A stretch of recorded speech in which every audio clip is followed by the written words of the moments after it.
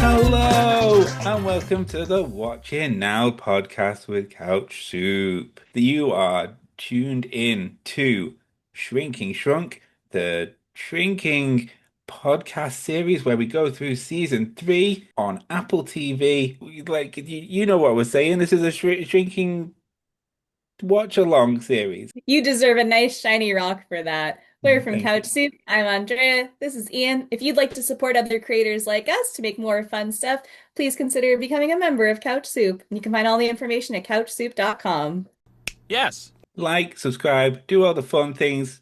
Throw us a comment in the comment section of YouTube, Spotify, Apple Podcasts. If there's a comment section on that one, I think that's a review type thing. But just do it. Without further ado, let's get straight into episode 5 of Shrinking Season 3. This is the one with your Hold Your Horsies, I think it's called, which we'll get to later on in the episode. We are going full spoilers from the beginning as usual, so if you haven't seen the episode yet, then go away and come back, or if you don't give a crap about spoilers, then stick around. We'll have fun together. First things first, Andrea, what the fuck is Jimmy doing? No one knows. So, in the first episode of this season, we got a very gentle, flirty moment with Meg at the wedding where she was like, I hate my husband. He's so useless. You're so tall and available. And I was concerned there would be something there. And then here we are, halfway through the season later. They're smooching. What is going? Look, Jimmy's already been. Why does he make better decisions, Jimmy? Like Meg is not blameless. Obviously, she's the one who initiated the kiss. But Jimmy saying that he just needs a no strings like kiss in that like storage facility just to get over it so he can get on with his life. That didn't really help. It didn't really help, did it, Jimmy? No, he planted the seed, and now the plant is kissing him, and it's terrible. Yeah. Ugh. And I thought at the very end, I thought, maybe it's just this one thing as a thank you so that she'll go back to a horrible, horrible husband, who actually isn't horrible, horrible. He's just dull and annoying. And Jimmy can go after the manatee. But no, they went in for seconds. They went off screen. It's horrible. I do not like the way this went. Andrea, I do not like it. I'm so uncomfortable because this is also piggybacking off of their conversation of, you're like my brother. We share a father. And it's not just in the familiar, like, I'm so close with you, we feel like siblings. It's that we have the same parental figure, which feels worse for the social incest of it all. I don't like it, and it makes me angry. Jimmy, just make better decisions. You've been through Gaby, you've been through prostitutes. Don't go through your mentor's daughter. That doesn't. Come on. You know, we're in this Jacob Elordi world where it's, is he hot or is he just tall? And I think a lot of the people around him are realizing he's just tall, but Yeah. it's a tree they have to climb. And we shouldn't have Oh, to do that. Andrea. What the hell did you just say? Enough about Jimmy. He's not worth the effort. And it annoys me that Paul's not saying thank you to him, but like that'll get resolved eventually after Paul falls out with him because he smooched Meg. Mm, mm. Hmm. I hate that smooch. It was a bad, and like on a visual end, just didn't love the smooch. So most of this episode is Gabby's episode, right? Hold your horsies. Operation Hold Your Horsies was Gabby and Derek too do not talk about their relationship until the 2027. Gabby still being dumb. Gabby being real dumb. She confides in him that she might want to open a trauma center when Paul's done. But that wasn't a confirmation. It was just a I'm feeling it. I'm doing good in my job. What if I did this thing? So Derek 2 sort of betrayed that trust by going to Derek 1 and telling him anyway. I think that was a bit of a dick move from Derek 2. You don't often see that from a Derek. Yeah, the Derek Covenant is typically very trustworthy and thoughtful, but perhaps they have their own Derek counsel that we're not seeing. Or maybe he's just like, you're a little bit of an outsider. You're one of the few people that's not a therapist here. Can Hmm. you be my friend? But No, it was an overstep. And it was certainly, when we see it presented, it didn't feel like I need to move on this. I need to find a location. So he's being hyper proactive to the point where she felt threatened and uncomfortable, which I kind of get, but she is getting in her own way. So I'm glad the council really talked her down from there. well, you don't throw out a we without checking first, especially a we on a what if we did this as a business type thing, Derek 2. Derek 2 doesn't come out of this fully stain proof. Like, for me, this is a little sign that Derek 2 ain't as like on the up and up as we maybe thought. Still a nice guy, still lovely, very handsome, Wayne's brother, son. Oh yeah. It was a little bit of a dick move. I'm not going to lie. It was a bit of a dick move. I fully agree with you. And he is very handsome. So the council. Do you want to talk about the council? Because the council was cool. I like the council. I did like the council. We all need to have that group of people that can show up and straighten you out. And I think they were very fair with her. They're not handling her with kitty gloves. They're being very straightforward of you had a terrible divorce. We understand where you're coming from. No one's necessarily blame proof, but you do need to buck up and grow up and deal with it. So I trust her friends and I appreciated what they did for her. I love that Liz kidnapped Paul under the guise of the Covenant of the Rock. It's like it's their Captain Planet rings. Like when you're cold, you have to activate because you have a very nice rock. Wonder Twin powers activate! Form of a seagull. And we found out offline that that is actually the actress Krista Miller's real rock that she tumbled herself and presented to Harrison Ford. Yeah, it's so cute. That video is so cute. She really loves rocks and her friends. It was one of my rocks that I had cabbed and polished. When we finished the scene, Harrison said to me, "May I keep the rock?" What I love about the Rock, the council was cool and stuff. They told her what she needed to hear, which was it's a tough decision. We can't make it for you. Pull your panties up and make it. And she did, and that was great. She says, "Hold your horses has been holded. That operation is on hold, so so she can make those sorts of conversations now, but she's not ready for the trauma center yet." I just wanna point out that I love that Brian doesn't have a rock, and I want him to stay that way for until the very end of the show. I want Charlie to get a rock. I want her mum to get a rock. I want that Alicia to get a rock, all before Brian, because it's hilarious. He doesn't deserve a rock. He's at the bottom of the rock ranking for you. Yeah. I love that. It does create hierarchy, which I do appreciate in a very structured social society. I love it. Gabby and Maya, we saw a little bit more on that.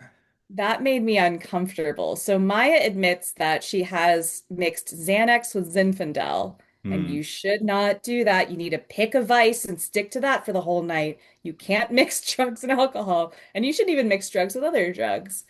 I am so scared that's foreshadowing, and the trauma center will be a necessity. And it made me very uncomfortable because they made so much progress with doing trivia and doing the nerdy shit that only Drew knows about. But I am Hmm. so scared for Maya. But that sinking feeling has come back with Maya. I thought it'd gone away a little bit last week because of the trivia night and stuff, but it just there's just a bad feeling in my stomach about what's going on with her. Me too. I am so scared.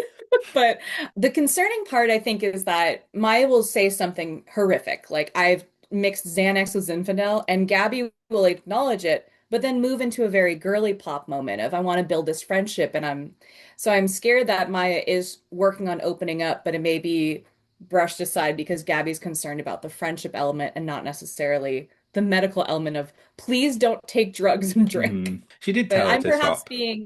I might be being a little too protective of her, but I am concerned and scared. Yeah, Gabby did tell her to that's not the right thing, though. She needs to tell her if she's thinking about doing that. So like she's maybe not in a Yeah, very forceful way, but she has told her that that is the wrong thing to do, Maya. Please do not do that again. that's fair. That's true.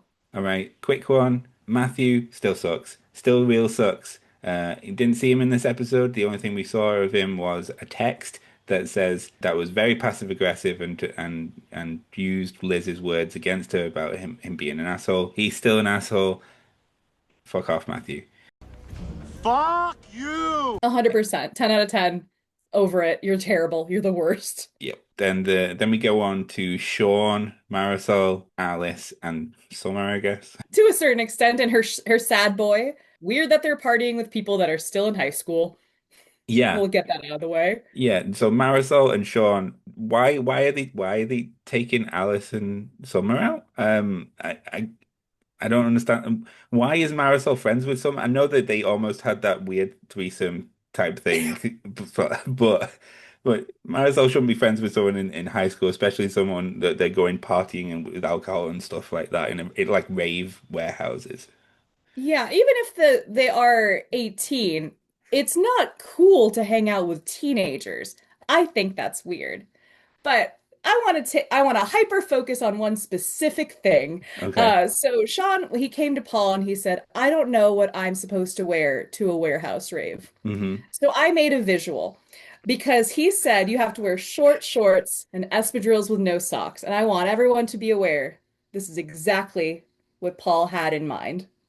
But yeah, I would also agree. Yeah, that's a classic look for Paul. It's a classic look. And that's not what Sean wore. I do appreciate that Sean decided to focus on work to get out of going Hmm. to party with the teenagers, but then he did get over it to support his girlfriend because that was more important. But man, I think he should have stayed at the truck, made his couple $100 slinging shrimp and It was not party with the high schoolers. Yeah, but like they seem to be the only high schoolers.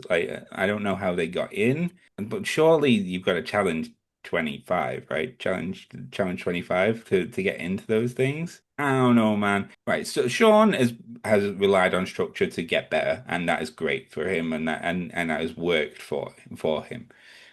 So Paul's thing is now he needs someone to like ruffle him up a little bit, and Marisol is definitely in doing that. She is chaos. How much chaos he can cope with before he backslides, or maybe hopefully he doesn't backslide. I don't want him to backslide, but there is going to be a backside moment. You'd expect, wouldn't you? Oh, entirely. And I love your approach. Yeah, she truly is chaos incarnate. She is crazy, she's fun and cute, but she is a wild card. She's Yeah. totally fine hanging out with teenagers on a Saturday night, tearing her boyfriend away from work. It's gonna be fun when she gets mad at him. She's gonna set something on fire. That's the kind of girl that sets a fire somewhere. There is arson in those eyes. I liked Jorge in this episode as well. I just want pie. I haven't done pie for such a long time. I need to get some. Sometimes you just gotta get it out and feel the Mm, energy. You gotta put on your espadrilles and short shorts and go out. I have a long-standing Jason Segel tradition where mhm. he sings The Confrontation from Les Miserables. Okay. Now, it was the fact that Paul thought they made it up was the cutest thing on earth. It's one of the most famous musicals, period. But Mhm. he has been doing this reportedly since 2006. Brand, you know nothing of Johnny! I was born inside. Jason Segel has sung The Confrontation with Neil Patrick Harris. He's sung it with Paul Rudd, and now he's sang it on Shrinking. And he just keeps doing the same bit. And he's always Jean Valjean. I don't know if this is a gentle swing to get him cast in a musical. I think he might be starting to age out of the role, so he's really trying to push of like, please let me be in Les Mis. But this is a long-standing tradition that he keeps inserting into things. It's the first time he's done it outside of an interview. He's done it on Inside the Actor's Studio. He's done it on ABC News, and he's done it on the Megan Mullally show, which is so dated I had to dig for it just to be like, I know he's done this another time, but he keeps doing it, How and I did he don't get? know why. How did he get onto Inside the Actor's Studio? Jason Segel did Inside the Actor's Studio. It was Seriously? with the cast of How I Met Your Mother. Oh, So okay. that is when he performed it with Neil Patrick Harris, who's very big in the musical world. He's hosted Hmm. the Tonys a bunch. He was most recently, I think, Hedwig and Hedwig and the Angry Inch, but oh my God, just let him be in Les Mis so he can put this down and Don't think, relax. I mean, don't forget though, he does sing in lots of things, Jason Segel, in his He does. own way. In Forget Sarah Marshall, he makes a Dracula musical out of with puppets, remember? He does. I feel like he's doing a lot of wish fulfillment with this very specific song. And we Okay. need to just let him have it, I guess, because he's just going to keep doing it until we let him get in the outfit and sing it on a stage. Hey, musical theatre casting director, cast Jason Segel, please, as John Hey, Valjean, so we don't have to hear this in any other show anymore. Thank you. he's been doing it for 20 years at this point. Just let him have it. I liked this episode. I think it was fun. We got a lot of good times, and I think everyone had a good time. And speaking on that, at the very end of the episode, Jason Segel was singing again. He was singing that song that he mentioned he envisioned his first get over the hump kiss, pardon the pun, and he's just been a musical man this time, and I appreciated that. Yeah. But dear God, just let him do what he wants, or he'll keep doing it at us. I liked this one, except for the egregious fucking moment at the end. Fucking hated it. And maybe that is exactly what the showrunners wanted us to feel because it was so dumb, so freaking dumb. Why is everyone so fucking stupid? Jimmy, sort your life out. But I think it was effective if that was what they were trying to get us to do. It was fairly light or elsewise this episode, and I quite enjoyed that, especially considering I saw the little preamble for next week's show on Apple TV, and I did not enjoy that. I did not enjoy the preamble for next week's show. It showed Derek in hospital again, and I don't like that. Oh, we need to brace ourselves for next week then. I hope to God, Derek does not fall. You've been wanting someone to die all season, Andrea. We're not cheering for death, If it's just bracing Derek, for I impact. will never forgive you. If I personally kill Derek, you can have my rock, I Yeah. promise. Maybe it's the delayed reaction to all that weed that he did that last week. Yeah, I'm hoping he does another ter maybe he does mushrooms this time and he has to get some oxygen in there. Let's hope for the best and hope that it's an overdose. Fingers crossed. It's Fingers just crossed. drugs. It's just drugs. Um, Okay. Well, I think that's us for another episode of Shrinking Shrunk, the Watching Now podcast from CouchSoup. If you like this, do all the good things, like, subscribe, ring the bell on the notifications, do some comments, interact with us. Maybe become a member of CouchSoup on couchsoup.com and support independent creators like us. That would be nice. But for now, we will see you again next week for another episode of Shrinking Shrunk. It will be episode 6. I hope Derek does not die. We just hope it's drugs. It's drugs! I'm on drugs! We'll see you again next week. Bye! Don't do drugs. Drugs are bad. Dare.